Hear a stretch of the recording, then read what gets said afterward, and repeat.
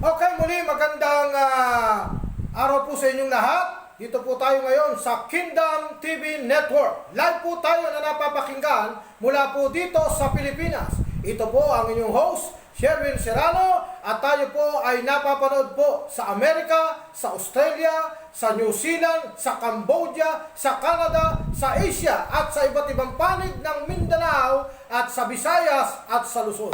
Binabati po natin ang lahat ng mga taga-subaybay sa ating pong programa. Ito po ang inyong lingkod na lagi po ninyong makakasama para po sa pag-aaral ng mabuting balita, sapagkat ang sabi ng salita ng Diyos, darating ang wakas kung maipapangaral na ang kanyang salita. Kaya po napapanahon na tayo ay nagbabahagi ng salita ng Diyos upang matupad ang sinasabi ng Biblia sa Mateo 24:14, and this gospel of the kingdom shall be preached unto the whole world as a witness for mankind, and then the end shall come. Kaya bago dumating ang wakas, bago dumating ang mga kaguluhan na nakikita na po natin ngayon na nangyayari sa ating kapaligiran, ang iba't ibang mga lindol, iba't ibang mga kahirapan, at iba't ibang mga digmaan, at kasalukuyan nangyayari ang digmaan dito po sa Ukraine ng invasion ng Russia, na halos napakarami na po ang nangamamatay sa digmaan na ito. Ito po ay katuparan ng sinasabi sa banal na kasulatan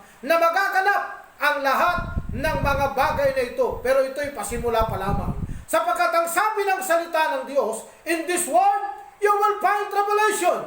Ang sabi ni Jesus, but in me, you will find peace. I overcome this world, so that those who believe in Jesus shall also overcome this world. Yan po ang layunin, mga minamahal na taga-subaybay, dito po sa Kingdom New Life TV Network na inyo pong napapakinggan ang mga napapanahong balita, mga pangyayari sa loob at sa labas ng ating bansa upang matupad ang sinasabi ng banal na kasulatan. Ay ang sabi ng salita ng Diyos, do not love this world or anything in this world. If you love this world, the love of the Father is not with you. That's why, mga minamahal, huwag daw natin ibigin ang sanlibutan ito o ang mga bagay na nasa sanlibutan ito, sapagkat ang lahat ng mga bagay na nasa sanlibutan, kung saan ito ay kapahamakan ang dulo sa mga anak ng Diyos. Kaya nga, dapat tayong maging matalino, dapat tayong magpakasigasig, huwag natin kalimutan na higit kailanman, ang sabi sa Mateo 4:4, hindi lamang sa tinapay nabubuhay ang tao, kung hindi sa mga salita niya na namumutawi sa ating labi.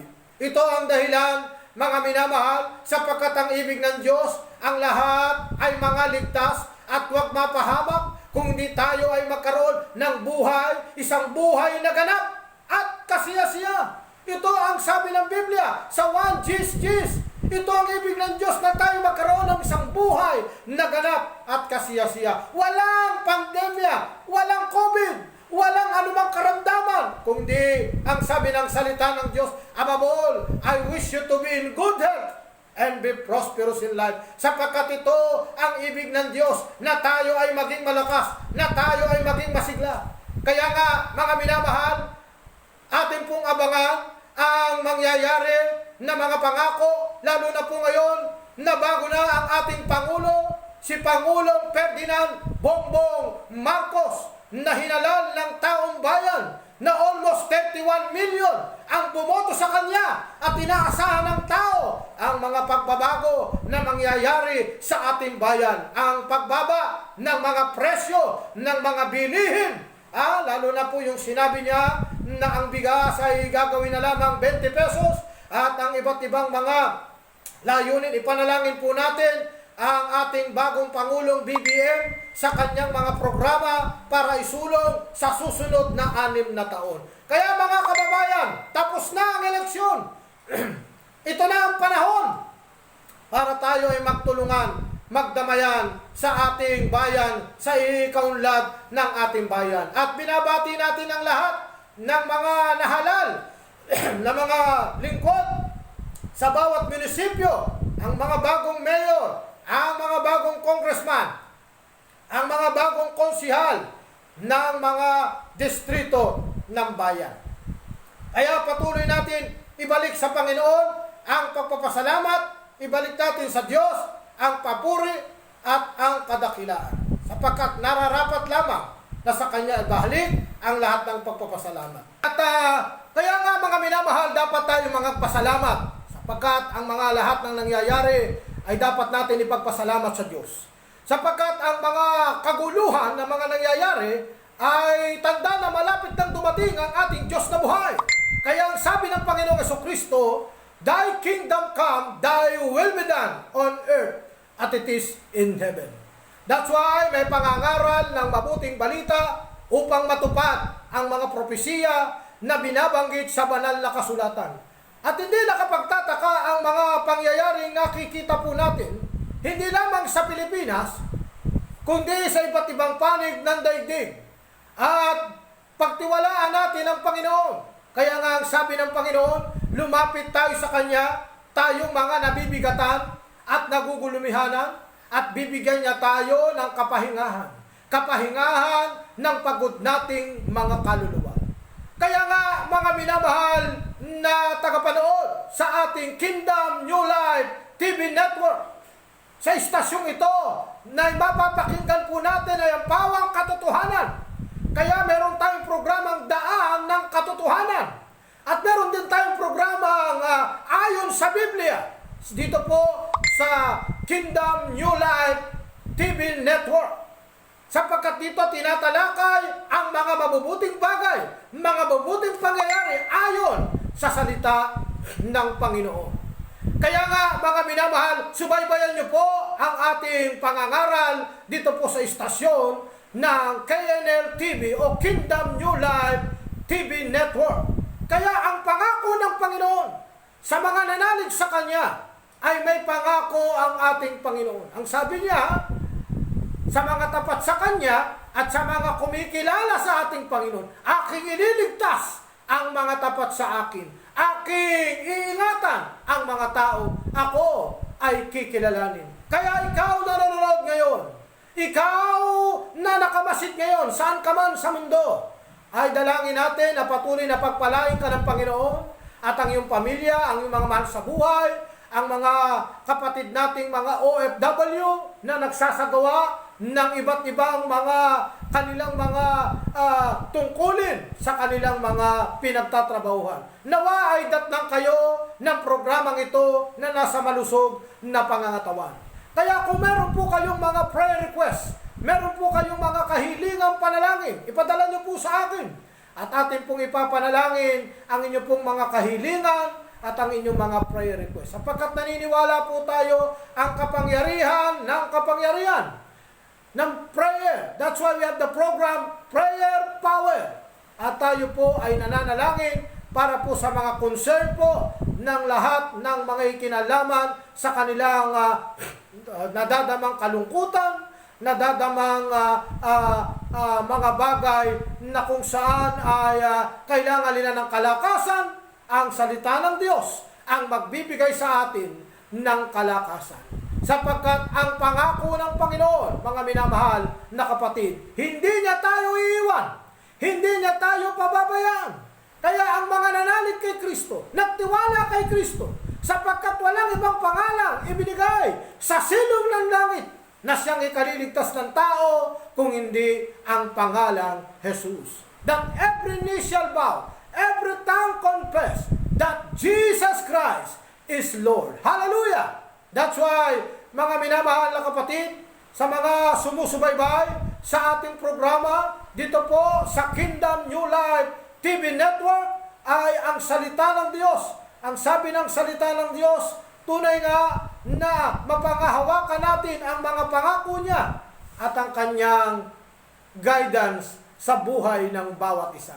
Kaya kung meron kang panalangin, meron kang kahilingan, ipaabot mo po sa amin, mga minamahal na tagapakinig, at tayo po ay dumalangin sapagkat naniniwala tayo sa paanyaya ng Panginoon na ang lahat ng ibig niya ay maligtas at huwag mapahamak, kung hindi magkaroon ng buhay na walang hanggan.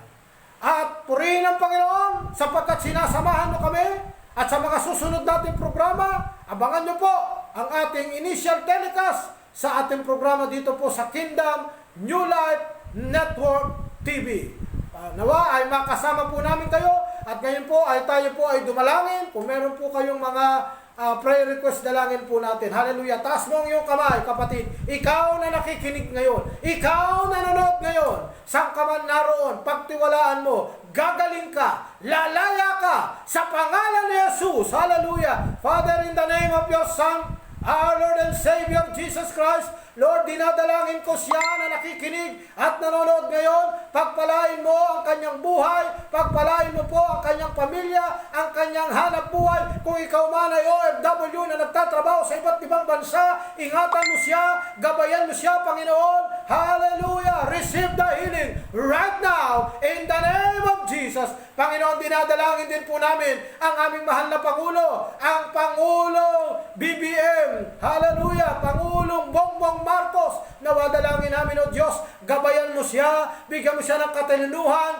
ng pangangasiwa sa aming bayan, maging ang Vice President, si Sara Duterte, at ang mga bagong senador, at ang mga bagong congressman, ang bagong mayor, ang bagong gobernador. Hallelujah! Sapagkat ang sabi mo, ipanalangin namin ang mga namiminuno sa amin. Pagkat ang sabi mo, if my people are called by my name, shall humble themselves, and turn from their wicked way, I will forgive and heal their land. Father, we thank you, Lord. Dalangin po namin ang pagkakaisa, dalangin po namin ang pagmamahalan, sapagkat ang kalaban namin ay hindi tao, kung hindi ang demonyo, ang kahirapan, ang kalaban ng mamamayang Pilipino. Nawa, dalangin namin ang lahat ng mga programa ng aming bagong Pangulo. Nawa, ito'y maisakatuparan, agaran, upang maranasan ng taong bayan ang kaginhawahan sa buhay. At naniniwala po kami, magaganap ang lahat ng ito kung ang aming Pangulong BBM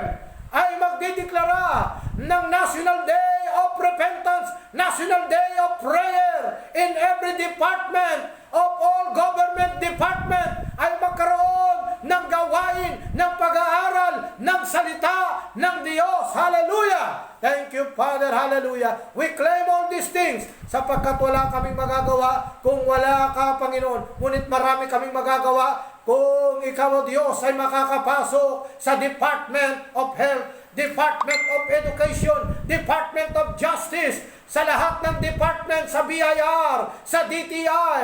Hallelujah! Dalangin po namin sa Department of Agriculture, sa Department of Finance. Panginoon, salamat po maging sa LTO, sa LTFRB. Hallelujah! Hallelujah! Salamat po, Lord. Maglagay ka ng mga bagong secretary ng bawat department na may takot sa iyo. Hallelujah! Upang sa ganoon, ang aming pamahalaan ay guminhawa ang buhay ng mga mamamayan Pilipino. Thank you, Lord, sapagkat ang aming bayan na yung pinili, na yung itinalaga, ay tunay nga na hindi mo kami pababayaan. Salamat po, Diyos. Dalangin din po namin na ang lahat ng mga kandidato, salamat sa kanilang maluwag sa loob na pagkukonsid. Hindi na po itong panahon ng retaliation, hindi na itong panahon ng labanan, hindi na itong panahon ng politika. Ito na ngayon, tapos na ang eleksyon. Ang napakahalaga, ang sabi ng Panginoon, mga kaibigan kayo sa isa't isa, sapagkat makikilala na kayo'y mga anak ko kung meron kayong pag-ibig sa isa't isa. Salamat po, Diyos, pagpalain mo siya na nakikinig at nanonood ngayon. Habang ang buong mundo ay nakasubaybay, ang mga OFW nakasubaybay sa nangyaring eleksyon, maliwanag ang nangyaring eleksyong ito. The voice of the people is the voice of God. Ang Diyos ang naglalagay ng mga namiminuno sa ating bansa. Pagpalain mo siya sa pangalan ni Jesus, ang lahat ay magsabi ng Amen and Amen. Purihin ang Panginoon, mga minamahal na taga-subaybay sa ating pong himpilang KNL TV Network or Kingdom New Life TV. Salamat po sa inyo pong pagsama po sa amin. At sa mga nais pong tumulong, makibahagi sa pangangaral ng mabuting balita, nariyan po sa inyong screen ang ating GCash. At sa mga gustong tumulong, tawagan niyo po ako, mag-comment po kayo, at maging bahagi po tayo sa panawagan ng ating Panginoon na go and make disciple of all nations, Hallelujah. And lo, I am be with you till the ends of the end. Ang pangako ng Panginoon sa mga nangangaral at nagbabahagi ng kanyang salita, hindi niya iiwan, hindi niya pababayaan. Kapatid, magaling ka na ayon sa iyong pananampalataya. Malaya ka na ayon sa iyong pananampalataya. Sapagkat ang humihingi ay hindi dapat nag-aalinlangan. Kagaya ng himala na dinanas ni Daniel, himala na dinanas ni Mesak, Shadrach at Abednego, himala na dinanas ng iba't ibang mga apostol, mangyayari ayon sa iyong kalooban. Maraming salamat po sa inyo pong pagsama sa ating programa dito po sa Kingdom New Life TV. Maraming salamat po. Ito po ang inyong kapatid, kasamang Sherwin Serrano. Nawa ay pagpalain po tayo ng Panginoon at tayong lahat ay sumagana at mapuno ng pagpapala mula sa may kapal. Maraming salamat po. To God be the glory. Sa Diyos ang papuri. Amen.